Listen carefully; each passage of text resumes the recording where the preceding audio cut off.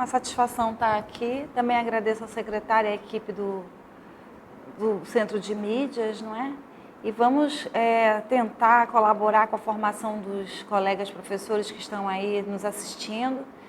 Após a apresentação do que nós organizamos aqui para conversar com vocês, vai haver um momento de interação e eu espero poder ajudar e favorecer na formação de todos. O tema é o processo de avaliação por competência no ensino com mediação tecnológica. Esse é o tema da nossa palestra, da nossa conversa, né? Gosto mais de dizer que é uma conversa. E acho que nós temos alguns desafios em relação à Base Nacional Comum Curricular.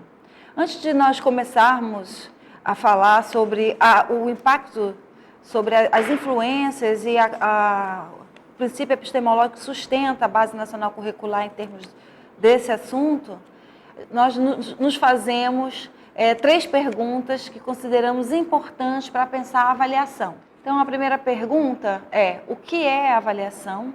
Né? O que nós entendemos sobre avaliação? O que é avaliar? E como avaliar? Dependendo da resposta que nós temos a essas 3 perguntas, a nossa conduta, a nossa orientação dentro da escola vai ser seguida, né? Nós vamos nos organizar o trabalho pedagógico da escola em torno dessas concepções e dessas respostas a essas perguntas, em termos do que é a avaliação, de como ela acontece, né? De como ela deve acontecer e o que significa. E aí eu trouxe um conceito, uma compreensão em relação ao que eu peço que se coloque, né? Avaliar, ela é uma condição natural do ser humano. A todo instante, nós estamos diante de situações que nos obrigam a avaliar e a escolher.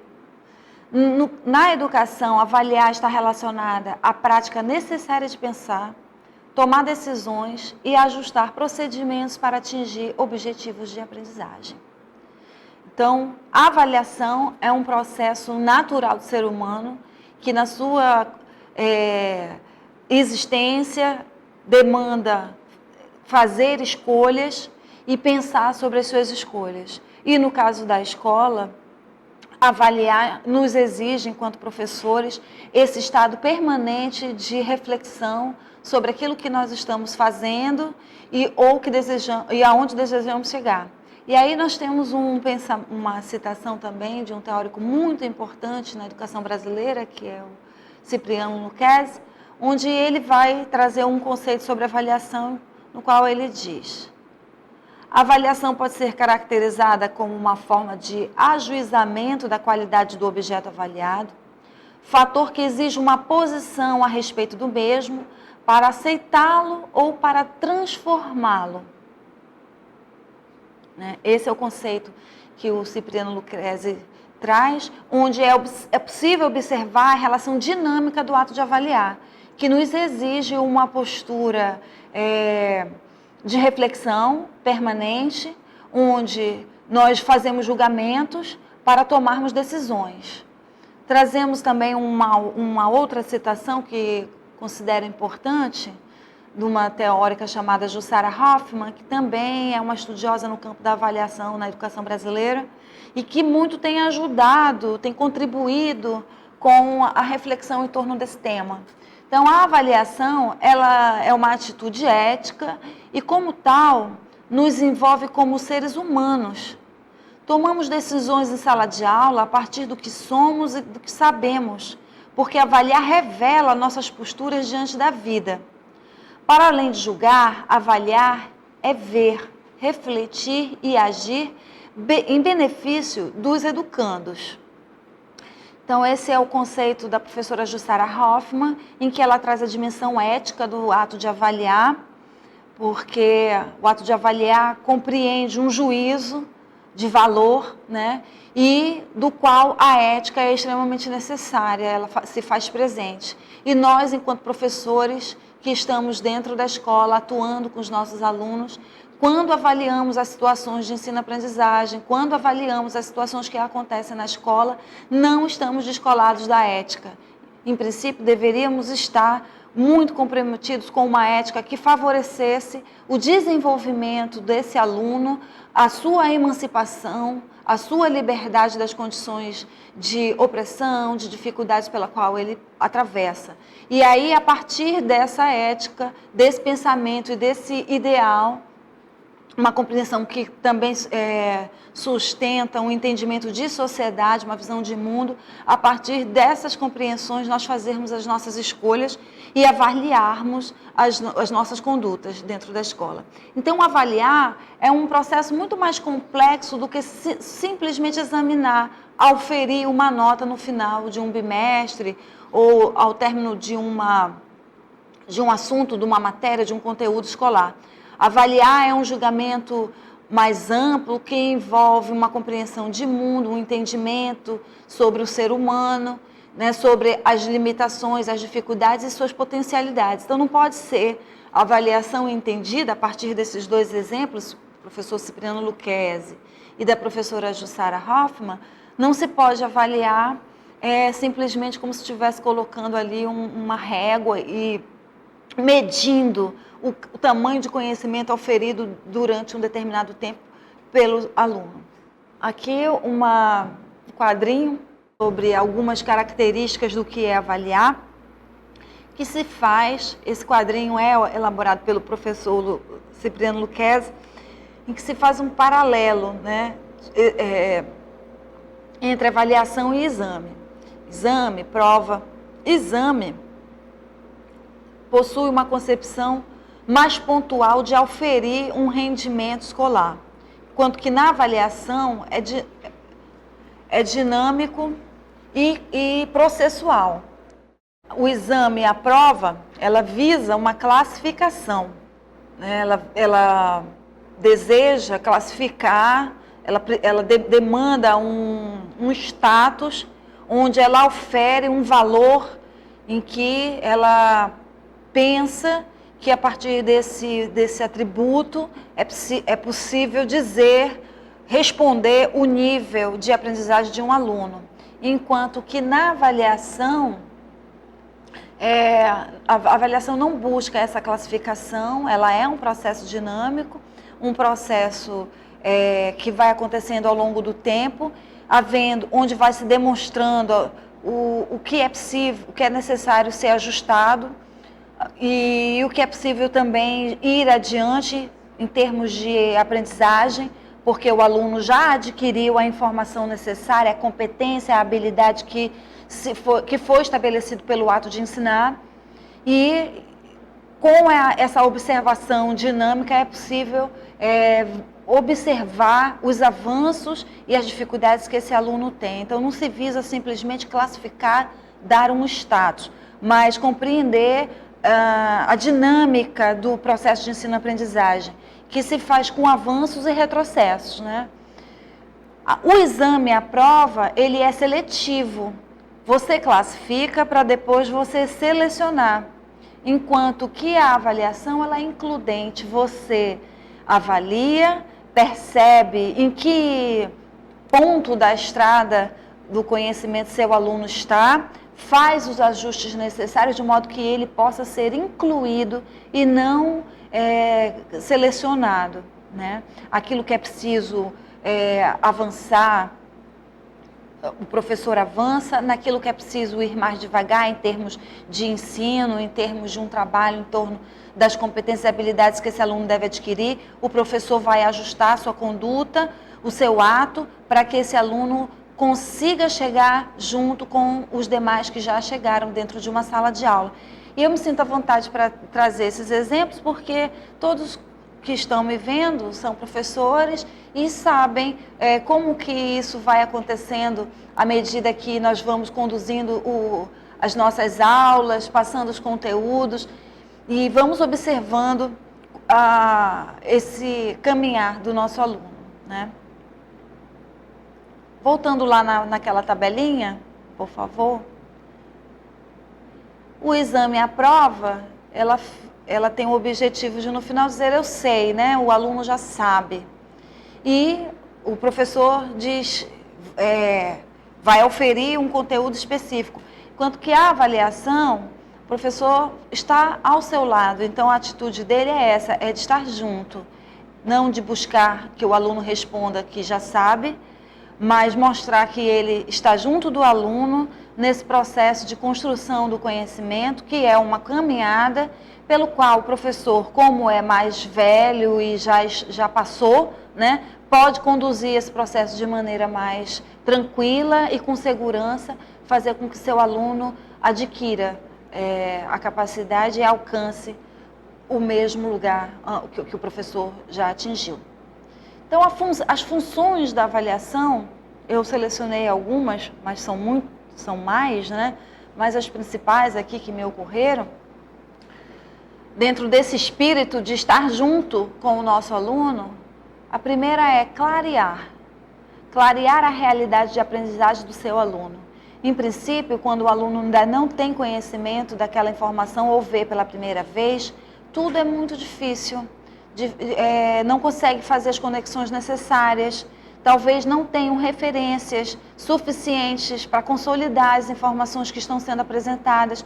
Então, cabe o professor avaliar esse processo e clarear esse caminho. Outra função da avaliação é acreditar que sempre é possível aprender. Sabemos que alguns alunos que nas nossas salas de aula temos ritmos diferentes de aprendizagem. Alguns alunos já têm experiências em determinados conhecimentos, habilidades, né? Então, eles adquirem com mais competência, de forma mais rápida, alguns dos objetivos das aulas, alguns conteúdos são assimilados de forma mais eficiente que os demais. Entretanto, aquele que não tem essa experiência, que demonstra uma certa dificuldade de fazer as ligações, as conexões necessárias e de consolidar o conhecimento que está sendo trabalhado, ele também pode chegar à aprendizagem. É só uma questão do professor avaliar o nível desse aluno, acompanhá-lo e ajudá-lo a transpor essas dificuldades. Por isso, o professor deve estar junto com o seu aluno. A terceira função da avaliação é compreender que a avaliação é um processo de várias etapas. Então, a avaliação não é pontual. A avaliação ela acontece no início, no meio, ao fim, ao longo de toda a jornada da aprendizagem, do ensino e da aprendizagem. E aí, esse professor demanda estar atento e em constante alerta para observar os avanços e os possíveis retrocessos, que faz parte dessa caminhada, dessas etapas. E, por fim, né, a quarta função da avaliação da aprendizagem, ela se faz tanto sobre os conteúdos, quanto sobre as habilidades adquiridas pelos alunos. Então, nós temos os conteúdos, que são as informações das ciências, que é o conteúdo da escola, a escola trabalha com a ciência. E nós temos as habilidades que são necessárias adquirir ao longo de um período. E é tanto sobre a aquisição desses conteúdos, a maneira como o aluno compreende esses conteúdos da ciência, quanto as habilidades que ele desenvolve em torno tanto da lida com esses conteúdos, quanto de outras questões mais complexas, própria sociabilidade, que é uma competência que se adquire também na escola, vão sendo observadas. Então, o professor não observa só conteúdo, o professor observa um conjunto um conjunto complexo de situações que levam o aluno a aprender e dos quais as habilidades são elementos que fazem parte do processo. E aí nós temos vários tipos de avaliação. Temos aí a avaliação classificatória, avaliação somativa, diagnóstica, por competência. Cada uma exige uma postura, tem um entendimento por parte do professor. nós vimos que a avaliação classificatória, ela tem o objetivo de classificar, de dar um status à aprendizagem daquele aluno. E nem sempre isso é fiel, ela consegue, né? Porque o processo de aprendizagem é muito mais complexo, extrapola essa possibilidade de classificação, de medição, de exame, né? Tanto que um dos estudos na área da avaliação, uma das discussões na área da avaliação, é a diferença entre medir e avaliar. Medir, examinar e avaliar. A aprendizagem, ela não pode ser medida como nós medimos um fardo de arroz, como nós medimos uma pessoa com uma fita métrica, né? A aprendizagem, ela compreende questões subjetivas que muitas vezes não aparecem de imediato na relação professor e aluno. E só com o tempo, com a convivência, com a aproximação desse professor diante do aluno, que é possível acessar esses conteúdos subjetivos. Então, não é uma prova objetiva ou mesmo em caráter subjetivo, em que o aluno escreve aquilo que ele compreendeu, a maneira como ele percebeu, que vai, de fato, dar o retrato fiel do que o aluno aprendeu. Ele vai dar algumas pistas, mas esse retrato fiel exige um processo de convivência, uma interação mais profunda entre professor e aluno, para que esse aluno demonstre aquilo que ele, de fato, conseguiu entender sobre a aula. E aí, um conceito. Pedi aí para colocarem um conceito da avaliação classificatória. A avaliação classificatória, ela avalia todos os alunos de uma mesma forma. Igualmente, como se fossem todos envolvidos no processo, pensassem e se comportassem da mesma maneira. Visa tão somente atribuir uma nota e classificar os alunos a partir de um padrão único. Então, olha aí, a dimensão um aspecto importante da avaliação classificatória é esse desejo de padronizar. É claro que a escola, como uma instituição que trabalha com objetivos e metas, que trabalha a partir da organização, da sistematização dos conhecimentos, né? O trabalho pedagógico da escola, ele não é assistemático. Existem modelos que levam a uma atitude mais aberta, uma escola não diretiva, por exemplo, que os métodos são mais abertos, mais livres, mas mesmo essa escola, ela trabalha com objetivos e metas e ela tem um horizonte. Então, obviamente, que existe ali um ideal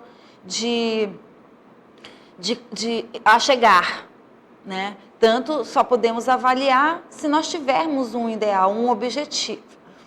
Mas o erro da avaliação classificatória é essa padronização rígida, acreditar que todos os alunos devem responder, devem atender aos estímulos igualmente, de maneira igual. Nós sabemos que os nossos alunos são diferentes um do outro, têm expectativas, experiências, compreendem as coisas de maneira a partir da sua subjetividade. Então, não é possível que a escola avalie seus alunos com padrões tão rígidos que não percebem as sutilezas do ato de ser, né?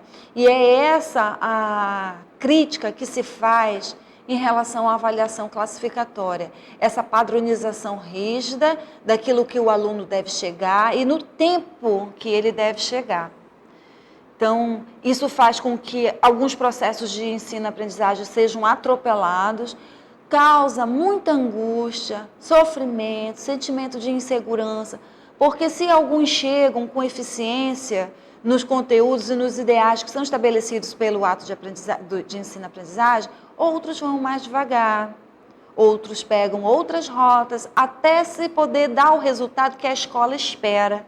Então, o professor precisa ter sensibilidade, ter atenção, o sentimento amoroso. Vamos buscar aí Paulo Freire, né? Sempre atual, nosso querido Paulo Freire, que vai dizer desse sentimento amoroso no ato de se relacionar com as pessoas, com o aluno. Então, não é porque eu, professora, já adquiri o conhecimento que vou padronizar de maneira rígida e lembrar da forma como eu aprendi, estabelecer esse padrão para que os meus alunos também sigam igual, como uma receita de bolo, né? Essa é a crítica que se faz à avaliação classificatória. Avaliação somativa, também chamada de somatória, avaliação somativa, ela compreende a soma de vários instrumentos avaliativos. Assim, no decorrer de um período letivo, bimestre, por exemplo, em que o aluno realizou diversas atividades, trabalho, pesquisa, prova, ele recebe uma nota única pela soma desses resultados. Então, o aluno vai fazendo ao longo do período várias avaliações, pequenas avaliações, somas, cada avaliação dessa é atribuído um valor, no final soma-se esse valor e dá-se uma nota. Então, nessa perspectiva, continuamos com a dimensão classificatória da avaliação, ainda que seja distribuída em pequenos momentos de observação, né, pontuais, mas o final é esse, classificar, dar uma nota, atribuir um valor que nem sempre corresponde com o que realmente foi aprendido por parte do aluno. O ato de aprender é mais complexo do que esses números aí que a gente muitas vezes é obrigado a atribuir. Outro exemplo, outro tipo de avaliação, nós estamos vendo os tipos de avaliação, tá? Então, outro tipo de avaliação é a diagnóstica. Em princípio, diagnóstica seria a ideal, que é aquela, aí tem até o exemplo aí do médico, né? O Cipriano Luquezzi, ele usa esse exemplo. Quando você vai ao médico, o médico te recebe, pergunta o que você está sentindo, desde quando você está sentindo os sintomas e tal. Então, você faz toda uma análise sobre a situação lá do paciente, o exemplo do médico, né? Até você chegar num diagnóstico e tomar as medidas necessárias, passar os remédios necessários para que esse paciente se cure, fique bem, tenha saúde, enfim, né? E aí, a mesma forma, nessa perspectiva, a avaliação diagnóstica, ela demanda um escutar o aluno, um conhecer o aluno, saber em que nível de aprendizagem, que experiências ele tem, para que você possa, no caso do professor, que ele possa avaliar que medidas, que caminhos esse aluno pode tomar para adquirir esse conhecimento. Muitas vezes pode ser mais curto, não necessariamente ele vai demandar de mais estímulos para adquirir uma habilidade, para adquirir uma informação, para atender às expectativas do ato de ensinar, da aprendizagem. Então, e aí, nessa perspectiva de diagnóstico, demanda também um acompanhamento constante por parte do professor, junto com o aluno, observando a evolução desse aluno. Então, ele não está tanto preocupado em dar uma nota, atribuir um valor, mas ele quer acompanhar a evolução e a mudança de comportamento que esse aluno vai apresentar. Olha, nós que estamos na escola, que viemos da escola, que temos os nossos alunos, penso que isso é o que mais nos interessa. Não existe aprendizagem sem mudança de atitude. Não existe aprendizagem, então ela não faz sentido se não houver uma mudança de atitude. As pessoas, quando aprendem, elas mudam de atitude. E é isso que nos torna diferente das demais espécies. É a cultura, é a educação, que é um ato que vai nos transformando. Então, se eu estou na escola acompanhando o meu aluno, diagnosticando, dialogando com ele sobre os seus avanços, apoiando ele nos momentos que ele tem dificuldade. Eu vou também aprendendo nesse processo, eu como professora, vou aprendendo nesse processo e vou me tornando mais hábil na hora de medicar, digamos aí, né? Tomando o exemplo do Cipriano Luquezzi, na hora de tomar, de decidir que escolhas, que estratégias pedagógicas devem ser desenvolvidas junto a esse aluno. E a última competência que nós selecionamos para discutir aqui, até por conta do nosso tema da palestra, que é processo de avaliação por competência no ensino com mediação tecnológica, é a avaliação por competência que a Base Nacional Curricular Comum nos traz. Esse conceito de competência, ele já tem pelo menos uns 20 anos. Nessa discussão pedagógica, teórica, né, nós temos alguns estudiosos que falam sobre a competência. Perrenot, na França, um suíço, sociólogo, fez alguns estudos, escreveu alguns livros sobre a competência escolar, fez pesquisas na área sobre a avaliação como um objeto de desenvolvimento das competências dos alunos, né? Então, esse conceito é um conceito amplo. O que é competência? Durante a década de 90 e início da década de 2000, os cursos de pedagogia, as faculdades de educação e as licenciaturas discutiram muito esse conceito. E aí nós temos uma citação trazida pelo MEC, que diz o seguinte: a avaliação por competência na escola, ela compreende o contexto complexo do processo de ensino-aprendizagem e tem por tarefa ir além do simples ato de classificar. No contexto da Base Nacional Comum Curricular, o ensino deve acontecer tomando por referência competências consideradas essenciais para a aprendizagem. E competências essenciais para a aprendizagem. Que competências são essas, né?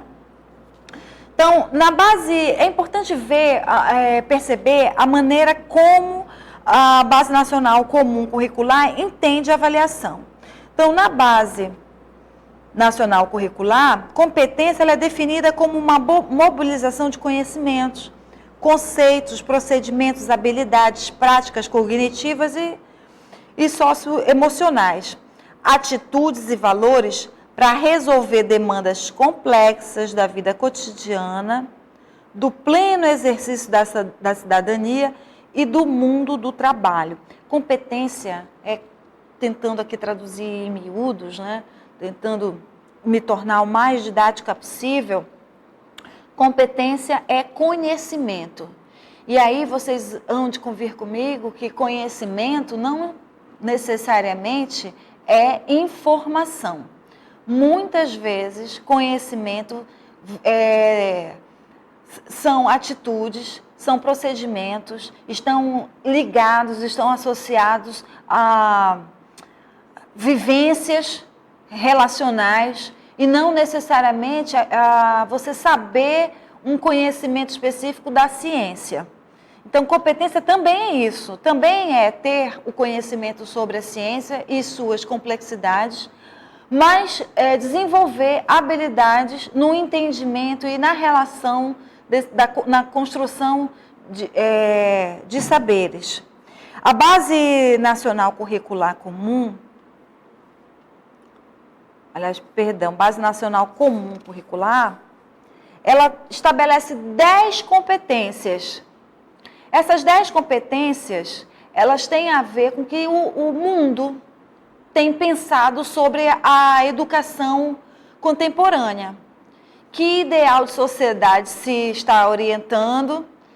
Quais são as demandas da sociedade do século XXI e, por consequência, a atitude da escola em relação a essas competências que têm sido solicitada por parte do meio social. Então, que a escola lá não está isolada do contexto social. Então, a Base Nacional Curricular, Base Nacional Comum Curricular, ela estabeleceu 10 competências que a escola deve levar em consideração no ato de ensinar. A escola deve envidar esforços para desenvolver essas competências em seus alunos ao longo da escolarização. Então, desde a educação infantil até o ensino médio, quando o aluno sair da escola básica, ele deve ter adquirido essas competências, essas capacidades. E aí são 10 que a gente vai ler e vai discutir com vocês em relação ao que se pensa. Então, a primeira competência é valorizar e utilizar os conhecimentos historicamente construídos sobre o mundo físico, social, cultural e digital, para entender e explicar a realidade, continuar aprendendo e colaborar para a construção de uma sociedade justa, democrática e inclusiva. Então, o aluno, é necessário que ele, além de aprender os conhecimentos da ciência, os conhecimentos construídos socialmente, que ele adquira a habilidade de lidar com uma cultura nova, da qual esse universo digital está incluído. Segunda competência, exercitar a curiosidade intelectual e recorrer à abordagem própria das ciências, incluindo a investigação, a reflexão, a análise crítica, a imaginação e a criatividade para investigar causas, elaborar e testar hipóteses, formular e resolver problemas e criar soluções, inclusive tecnológicas, com base nos conhecimentos das diferentes áreas.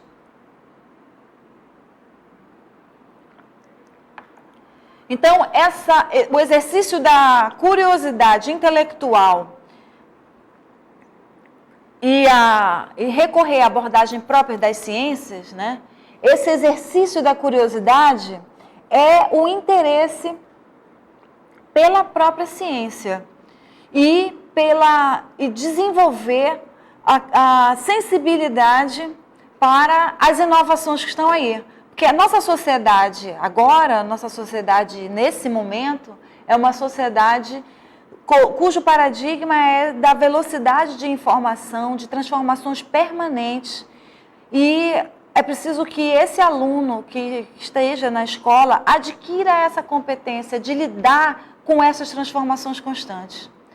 Porque a todo momento a sociedade tem demandado coisas novas e esse aluno, diante dessa inovação, não pode ficar desajustado, né? Ele precisa estar apto a se adaptar e ir além. Além dessa adaptação ao novo, ele ir além, ele criar, ele inventar, ele inovar, ele... Vamos aqui à terceira competência, estabelecida pela Base Nacional Curricular. Valorizar e fruir as diversas manifestações artísticas e culturais, das locais às mundiais, e também participar de práticas diversificadas da produção artística cultural. Então, é a sensibilidade para uma cultura diferente, emergente, que agora, pelos meios de comunicação, especialmente a internet, invade as nossas vidas, nos causa surpresa e é preciso desenvolver uma empatia e um entendimento para a diversidade, para o múltiplo. Nós não podemos reagir contra a cultura que é diferente da nossa, mas compreendê-la, aceitá-la e se transformar junto, né? A quarta, utilizar diferentes linguagens, verbal, oral ou visual motora, corporal, visual sonora e digital, bem como conhecimentos das linguagens artísticas, matemática e científica, para se expressar e partilhar informações, experiências, ideias e sentimentos em diferentes contextos e produzir sentidos que levem ao entendimento mútuo. Nós temos outras linguagens, junto com as que nós já estávamos habituados. Então, além do livro, né, impresso, da televisão, do rádio, nós temos a internet com um fluxo, com uma demanda diferente de comunicação. Temos as artes, as manifestações artísticas, que têm outras linguagens capazes de nos sensibilizar e de nos chegar na nossa subjetividade, despertar a nossa subjetividade para o desenvolvimento da nossa criatividade, porque sem o desenvolvimento da nossa subjetividade, da nossa emoção, dos nossos afetos, não há desenvolvimento de criatividade. A criatividade demanda de uma subjetividade sólida, plena, né, que vai ser construída com o outro, numa sociedade como a nossa, que é uma sociedade digital, comunicativa, interativa. Temos outros modos de nos relacionar, que é preciso que a escola, que o aluno desenvolva a competência na lida dessa comunicação, dessa linguagem. Quinta competência da BNCC. Compreender, utilizar e criar tecnologias digitais de informação e comunicação de forma crítica, significativa, reflexiva, ética, nas diversas práticas sociais, para se comunicar, acessar, disseminar informações, produzir conhecimentos, resolver problemas e exercer protagonismo e autoria na vida pessoal e coletiva. É o que eu estava dizendo aí da comunicação, desenvolver, compreender o que temos uma comunicação nova, sensível, que vai exigir competências diferentes para nós. A sexta competência, valorizar a diversidade de saberes e vivências culturais e apropriar-se de conhecimentos e experiências que lhe possibilitem entender as relações próprias do mundo do trabalho e fazer escolhas alinhadas ao exercício da cidadania e a seu projeto de vida, com liberdade, autonomia, consciência crítica e responsabilidade.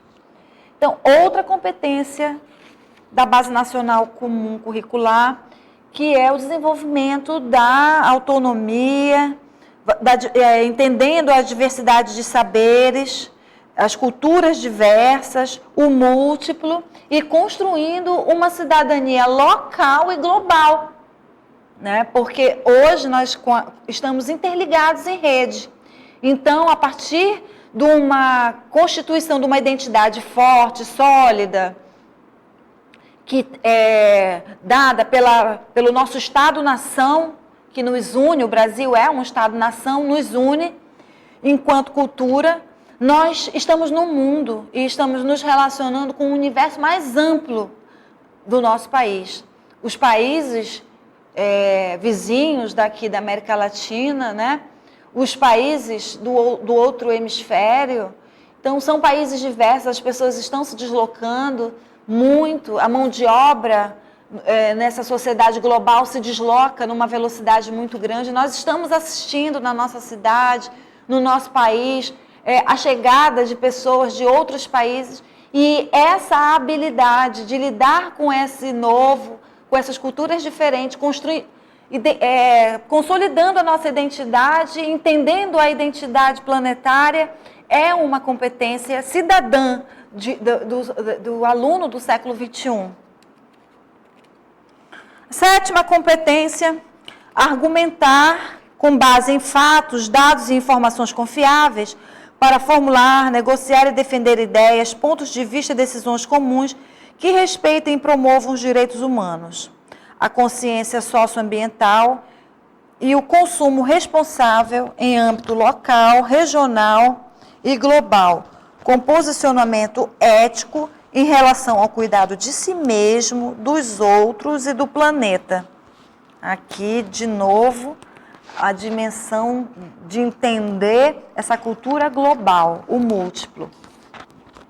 A 8ª competência: conhecer-se, apreciar-se e cuidar de sua saúde física e emocional, compreendendo-se na diversidade humana e reconhecendo suas emoções e as dos outros, com autocrítica e capacidade para lidar com elas.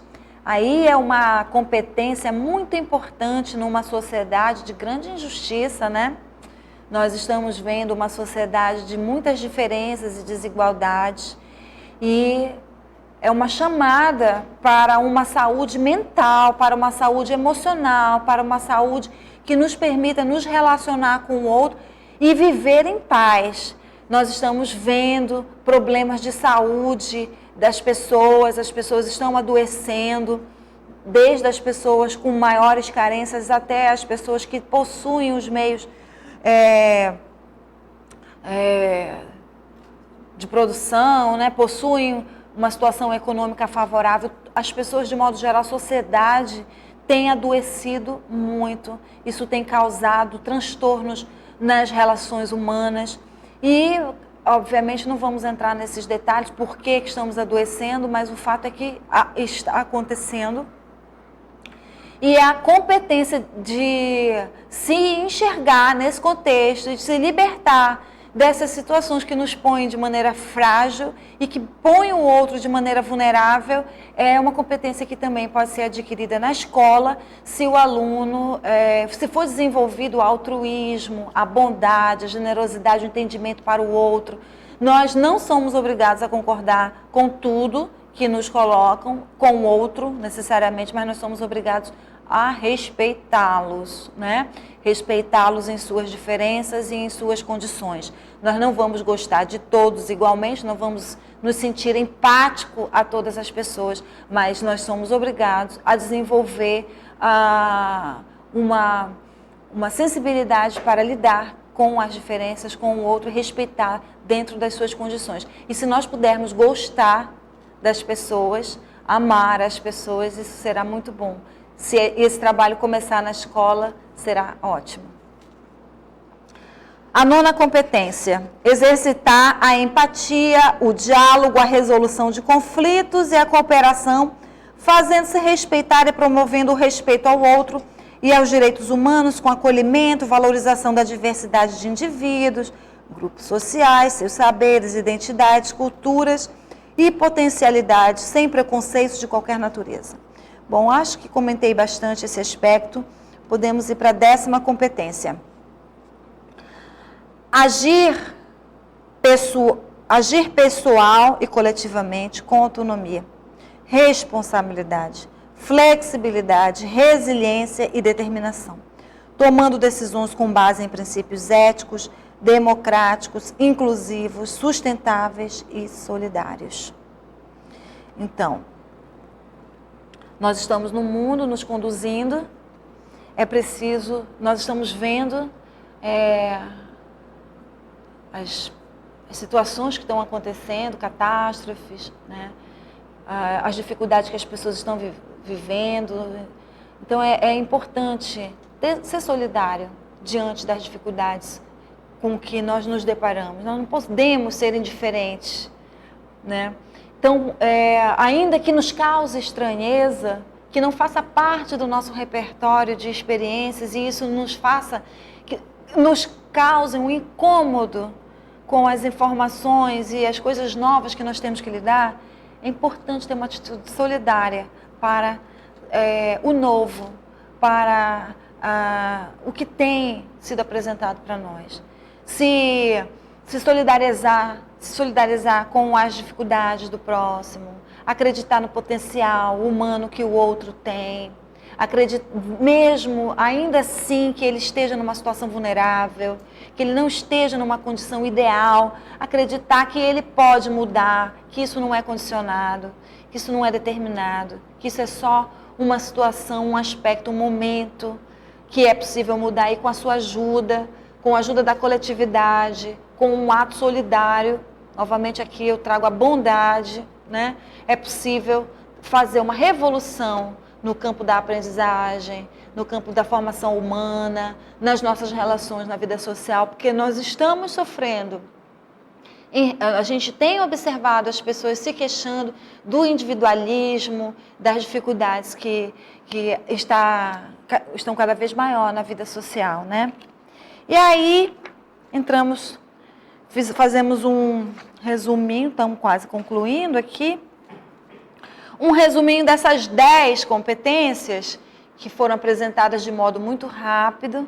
Essas 10 competências compreendem o documento da Base Nacional Comum Curricular, elas estão lá. É sobre essas 10 competências que a escola e o nosso trabalho pedagógico deve se orientar, é o que está dizendo aí o documento que vai nos ajudar a organizar nossa situação de aprendizagem dentro da escola. Então, entre essas 10 competências que vai nos forçar a tomar decisões e nos levar a avaliar as nossas atitudes dentro da escola, aquilo que a gente ensina, os conteúdos que a gente considera importantes, que a gente seleciona para o ato da aprendizagem, eles devem estar afinados, eles devem manter uma lealdade em relação a esses princípios. E dessas 10 competências, nós selecionamos 4, tem pelo menos 4. Em alguns textos eu já vi autores citando apenas 2, mas eu consegui enxergar 4 competências que são diretamente ligadas à habilidade e aos meios de tecnologias emergentes, especialmente a internet, os recursos digitais, né? Então, resumidamente, a competência número 1 fala de valorizar e saber usar os conhecimentos sobre a cultura digital. Essas 4 competências que eu elenquei, em todas elas é utilizado o termo digital, tecnologia, em uma ou outra se usa, mas se faz uma menção direta aos meios tecnológicos modernos, do qual a internet, os recursos digitais se fazem presente. E são esses meios, são esses recursos que vão entrar, que estão entrando na nossa escola, exigindo competências novas para nós, professores. A SEDUC está fazendo em parceria uma pós-graduação com a UEA, né? A UEA, talvez alguns de vocês já tenham me visto aí na telinha, né? Mas nós temos aqui um ano inteirinho trabalhando as tecnologias na educação, desenvolvendo competências e habilidades com os professores da rede, da SEDUC, para uso no contexto de ensino-aprendizagem, né? Então, nós professores estamos sendo demandados, eu mesma agora, nesse momento, conversando com vocês, estou fazendo, a partir de uma mediação tecnológica, uma palestra. E é possível que, para um futuro muito próximo, vocês também venham a ser capacitados e formados e venham a trabalhar nessa dimensão. Se não uma educação online, né, num ensino mediado, tipo IPTV, como esse aqui. Aí estão na tela algumas as 4 competências que eu selecionei, né, que fazem parte da BNCC. Valorizar e saber o uso de conhecimento sobre cultura digital, a capacidade de gerar inovação tecnológica, utilizar diferentes linguagens, sonora, digital e usar as tecnologias de informação e comunicação. Então,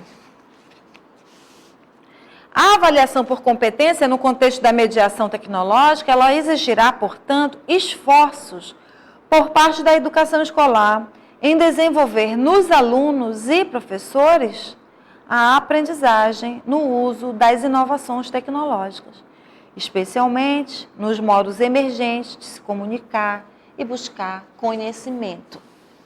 né? Então, a Base Nacional Curricular Comum, ela tem as 10 competências que ela estabelece para que deve ser desenvolvido na escola, no processo de escolarização, e entre essas 10, 4 pelo menos trazem à tona as tecnologias, a capacidade de inovar, que tem a ver com criatividade, que por sua vez tem a ver com sensibilidade, desenvolvimento de subjetividade, de afetos, né? de processos complexos de desenvolvimento de pensamento crítico, analítico. Então, basicamente, a mediação do processo de ensino-aprendizagem, a partir de agora, nós estamos sendo chamados a olhar com mais atenção os recursos tecnológicos, tanto as mídias tradicionais como televisão, rádio, os próprios meios mais conservadores, o impresso, como as mídias atuais, né, os recursos digitais e os processos que emergem desses recursos. A educação contemporânea, que utiliza esses recursos, não é igual à educação sobre o outro paradigma. O ensino presencial, por exemplo, ele não é a mesma coisa que o ensino que acontece no ambiente virtual. Existe uma outra compreensão de como esse processo se transforma sobre essa nova base. Então, os ambientes virtuais, os recursos digitais, as mídias, elas têm outras linguagens, outras maneiras de levar a informação, de produzir, de ajudar na produção desse conhecimento, que vai exigir competências, habilidades por parte do professor e dos alunos na lida com esses recursos, com essa inovação, né? Esses recursos que emergem. A gente nem pode mais dizer, por exemplo, em termos teóricos, a gente nem pode mais dizer que as novas tecnologias, usar esse termo, novas tecnologias, porque, na verdade, a internet já está aí há quase 20 anos, então não é muito novidade, né? E muitos dos nossos alunos já têm acesso, se não tem por um computador doméstico, mas tem os smartphones, a tecnologia móvel. E essa tecnologia móvel, ela trouxe uma cultura digital. Ela contribuiu para a formação e pela consolidação de uma cultura digital. Eu fiz um estudo no estado do Amazonas para observar a potencialidade, a possibilidade de fazer formação de professores online. E na época que eu fiz não era possível, porque não havia internet no interior, a internet era precária. Para se fazer um download, se passava 1 hora, às vezes tinha que fazer à noite, de manhã estava o arquivo lá baixado, na época, 10 anos atrás, né? E não havia cultura digital. Hoje, nós continuamos com problemas de rede. Ainda é um desafio que nós esperamos que em breve isso seja superado. Mas não é possível mais dizer que não existe a cultura digital. As pessoas, com o uso da tecnologia móvel, passam mensagens, fotos, fazem download, se comunicam amplamente e assim elas adquiriram competências e habilidades no uso dessas tecnologias emergentes. E essa tecnologia móvel pode nos ajudar a entender, né, a chegar lá nas redes, nos ambientes virtuais de aprendizagem, por exemplo. Novamente agradecer a oportunidade, desejar sucesso no nosso trabalho. Todos nós somos professores, né? Temos experiências diferentes, mas todos nós somos professores, estamos em contexto aprendendo. Então não é o fato de você já ter uma pós-graduação, que você sabe tudo, né? Enquanto nós estamos na lida com os nossos alunos, nós estamos aprendendo. Enquanto nós temos a oportunidade de estar com os nossos colegas e trocar com eles experiência, nós estamos crescendo. Aí eu desejar que as interações sejam favoráveis, que haja muita afetividade nesse processo e apoio. porque nós professores, nossos alunos precisam fortalecer essas redes de apoio e solidariedade que se fazem na nossa convivência na escola e no nosso meio social. E até um outro momento.